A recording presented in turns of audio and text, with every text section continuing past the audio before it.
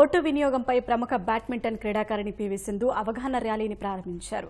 విజయవాడలోని Indira Gandhi municipal stadium నుంచి Benz circle వరకు ర్యాలీ నిర్వహించారు. ర్యాలీలో కలెక్టర్ ఇంతియాజ్, సిపి ద్వారకా తిరుమలరావు పాల్గొన్నారు.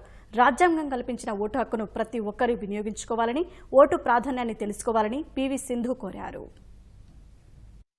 ఓటు వినియోగం పైన అవగాహన కల్పిస్తూ ఈరోజు ఇండియన్ బ్యాడ్మింటన్ క్రీడాకారిణి సింధు ఆధ్వర్యంలో ర్యాలీ నిర్వహిస్తున్నారు. ఇందిరాగాంధీ స్టేడియం నుంచి బెంజ్ సర్కిల్ వరకు ఈ ర్యాలీని ప్రారంభించారు. ఒక్కసారి వారిని అడిగి మళ్ళీ తెలుసుకుందాం. ఓటర్లకు మీరు ఎటువంటి సందేశం ఇస్తారు? ఓటర్స్ అందరూ ఓటు హక్కును వినియోగించుకోవాలి అండ్ అలాగే తప్పకుండా ఓటేయాలని నేను కోరుకుంటున్నాను. అండ్ ఏప్రిల్ 11న ఓటు వేసినాం కాబట్టి దానికి ముందుగానే తెలుసుకోవాలి ఏంటి ఎక్కడ అని. సో తప్పకుండా ఆ రోజు వెళ్ళి ఖచ్చితంగా ఓటేయాలని నేను కోరుకుంటున్నాను.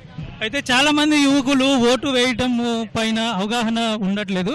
వారికి మీరు ఎటువంటి సూచన ఇస్తారు ఓటు వేయటం పైన? ఇప్పుడు ఇలాంటివి ఎంతో మంది ముందుకు వచ్చి చెప్తున్నారు ఓటు వేయండి అని. సో తప్పకుండా అందరూ ఈసారి ఓటు వేస్తారని కోరుకుంటున్నారు.